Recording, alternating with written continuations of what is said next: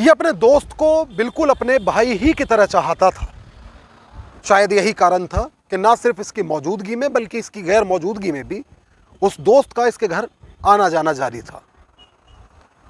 इस दोस्त के घर में इसके अलावा इसकी एक माँ थी और इसी आने जाने के सिलसिले के बीच उस दोस्त और इसकी माँ के अवैध संबंध बन गए।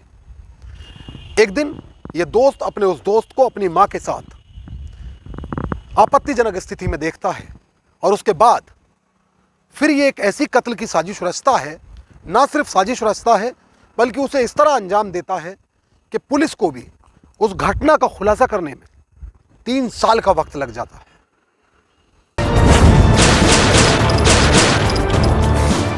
नमस्कार, आदाब दोस्तों, मैं आपका साजिद सैफी हूं और आप हमारी खास पेशकश बेपर्दा देख रहे हैं। और बेपर्दा में आज बात मध्य प्रदेश की उस घटना की जिसने ना सिर्फ पुलिस को 3 साल तक उलझाए रखा बल्कि इस घटना ने दोस्ती जैसे रिश्ते को भी कभी ना मिटने वाले बदनुमा दाग दिए।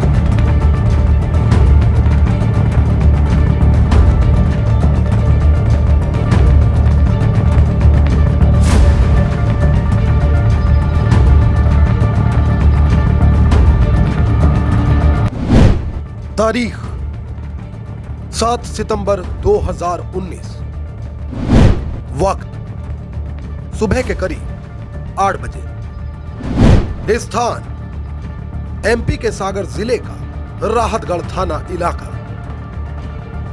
यहां पुलिस को एक पुलिया के नीचे एक युवक की लाश पड़े होने की सूचना मिलती है।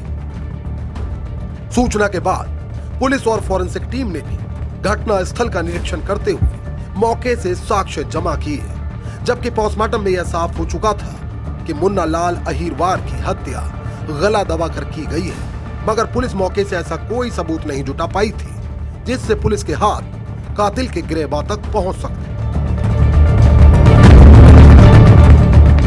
खैर, पुलिस ने अब सर्विलांस की मदद लेने का फैसला लिया।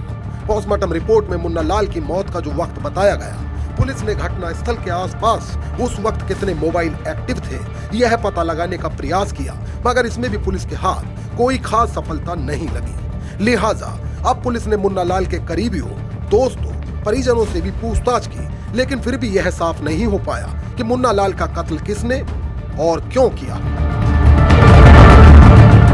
हालांकि इस दौरान मुन्ना के सबसे जिगरी दोस्त रामदीन ने पुलिस को बताया कि घटना वाले दिन वह दिन भर मुन्ना के साथ रहा था, जबकि मुन्ना शाम के वक्त उसे छोड़कर किसी काम से कुछ अज्ञात लोगों के साथ चला गया, जिसके बाद यह भी नजदीकी शहर में प्राइवेट बस पर परिचालक की नौकरी करने निकल गया। रामदीन के बयानों के बाद पुलिस ने अपनी जांच की दिशा बदली और अब पुलिस उन अज्ञात लोगों की तलाश में जुट गई जिनकी जानकारी रामदीन ने पुलिस को दी थी। धीरे धीरे वक्त बीतता गया और अब मुन्ना हत्याकांड की फाइल थाने में धूल फांकने लगी। अधिकारियों ने घटना के खुलासे के लिए अलग अलग समय में कई मुख्तलिफ टीमों को लगाया, मगर कोई टीम तकनीकी माध्यमों से इस हत्याकांड का खुलासा करने में कामयाब नहीं हो सकी। इस तरह इस घटना को 3 साल का वक्त बीत गया और अब सागर जिले के नए एसपी तरुण नायक बनाए गए। इनके द्वारा गुमशुदगी समेत उन तमाम बंद पड़ी फाइलों को पुनः खोलने का फैसला लिया गया, जिनकी जांच के बाद भी जांच टीमें किसी नतीजे पर न पहुंची हों और इस दौरान इनकी टेबल पर मुन्ना लाल की फाइल पहुंचती है। फाइल के करीब 3 साल पुराने पन्नों से गुजरते हुए एसपी यह तो जान चुके थे कि कातिल ने इस वारदात की साजिश कुछ इस तरह रची है कि पुलिस इस कांड में 3 साल से चकर घिन्नी बनी हुई है, मगर अब वह ये भी जान चुके थे कि हो ना हो इस घटना में रामदीन ही वो कड़ी है जिसको पुनः हिरासत में लिए बगैर इस घटना का खुलासा करना नामुमकिन है। लिहाजा एसपी के आदेश पर रामदीन को एक बार फिर थाने बुलाया गया और अब पुलिस ने क्राइम सीन रिक्रिएट करने का फैसला किया। पुलिस की टीम रामदीन को हर उस स्थान पर लेकर पहुंची जहां जहां वह घटना वाले दिन मुन्ना के साथ गया था और यहीं से पुलिस के हाथ एक ऐसा अहम सुराग लगा जिसने पुलिस का काम बहुत आसान कर दिया। क्योंकि रामदीन द्वारा पुलिस को सुनाई गई पूरी कहानी में सिर्फ एक ही झोल था और वो था टाइमिंग का। दरअसल रामदीन ने पुलिस को बताया था कि वह मुन्ना को छोड़कर रात 9 बजे बस पर पहुंचा था, जबकि क्राइम सीन रिक्रिएट करने पर पुलिस को पता लगा कि रामदीन को तो शाम 6 बजे ही बस पर पहुंच जाना चाहिए था। सवाल था कि रामदीन पुलिस से जिन 3 घंटों को छुपा रहा है उनमें आखिर उसने किया क्या था। बस फिर क्या था, पुलिस ने अब रामदीन से पूछताछ के लिए सख्त लहजा इख्तियार किया। पहले तो वह रटी रटाई कहानी ही पुलिस को दोहराता रहा, मगर जब उसके साथ ज्यादा सख्ती बरती गई तो उसकी ओर से एक ऐसा चौंकाने वाला खुलासा किया गया जिसने सभी को हैरत में डाल दिया। दरअसल 9 सितंबर 2019 को सागर के राहतगढ़ थाना पुलिस ने थाना क्षेत्र में एक पुलिया के पास से एक युवक का शव बरामद किया। शव की शिनाख्त मुन्ना लाल के रूप में हुई, जबकि पोस्टमार्टम रिपोर्ट में यह साफ हो गया कि मुन्ना लाल की हत्या गला दबाकर की गई है। लेकिन कातिल कौन है यह पता लगाने में पुलिस को करीब 3 साल का वक्त लगा। और जब इस घटना का खुलासा हुआ तो न सिर्फ पुलिस बल्कि इलाके के लोगों के पांव तले भी जमीन खिसक गई, क्योंकि मुन्ना लाल की हत्या किसी और ने नहीं बल्कि उसके खुद के दोस्त रामदीन ने की थी।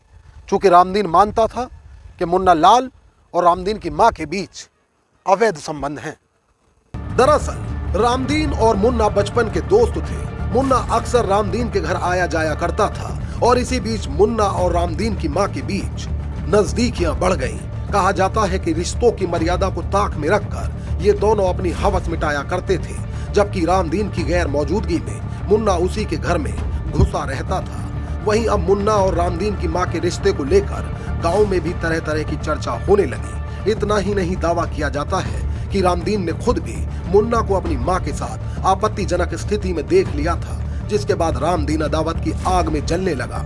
वह मुन्ना से किसी भी तरह समाज में हो रही उसकी बदनामी का इंतकाम लेना चाहता था, मगर उसे डर था कि यदि बिना किसी तैयारी के मुन्ना को कत्ल किया गया तो वह कानून के फंदे में फंस जाएगा। लिहाजा उसने मुन्ना के कत्ल के लिए एक पुख्ता योजना बनाई और फिर 7 सितंबर 2019 यानी घटना वाले दिन सबसे पहले उसने अपना मोबाइल घर में ही बंद करके रख दिया, क्योंकि वह जानता था कि पुलिस घटना में सबसे पहले मोबाइल की लोकेशन ही ट्रेस करती है। इसके बाद वह मुन्ना को घटना स्थल के पास ले गया। वहां उसने उसे खूब शराब पिलाई और जब वह अत्यधिक शराब पीकर बेसुध हो गया तो इसने उसके गले में पड़े गमछे से उसका गला दबाकर उसे कत्ल कर दिया। और इस तरह ये शातिर कत्ल की एक खौफनाक वारदात को अंजाम देकर वहां से बाआसानी फरार हो गया। मगर कहते हैं ना कि अपराधी कितना भी शातिर क्यों ना हो, अक्सर वह अपने गुनाहों के निशान पीछे छोड़ जाता है। यही इस शातिर के साथ भी हुआ, क्योंकि पुलिस ने इसे गिरफ्तार कर इसके चेहरे को बेपर्दा कर दिया। रिपोर्ट को लेकर आपकी क्या राय है वह हमें कमेंट करके जरूर बताएं। यदि आप चैनल पर नए हैं तो इसे सब्सक्राइब जरूर कर लें। मोहित भाटी के साथ अमजद राणा, क्राइम स्टोरीज अड्डा। तो दोस्तों फिल वक्त मुझे दीजिए इजाजत, लेकिन यदि आप क्राइम स्टोरीज अड्डा पर बेपर्दा के और भी एपिसोड्स देखना चाहते हैं तो हमारे चैनल को तुरंत सब्सक्राइब कर लीजिए, बेल आइकॉन दबा दीजिए। रिपोर्ट को लेकर आपकी क्या राय है वह हमें कमेंट करके ज़रूर बताएं। यदि आप चाहते हैं कि बेपर्दा की सीरीज आगे जारी रहे तो हमें सपोर्ट करिए, हमारे वीडियोस को ज़्यादा से ज़्यादा लाइक और शेयर करिए। एक नई कहानी के साथ हमारी आपसे फिर होगी मुलाकात और क्राइम स्टोरीज अड्डा पर फिर एक नया चेहरा होगा बेपर्दा। तब तक के लिए आदाब, नमस्कार, जय हिंद।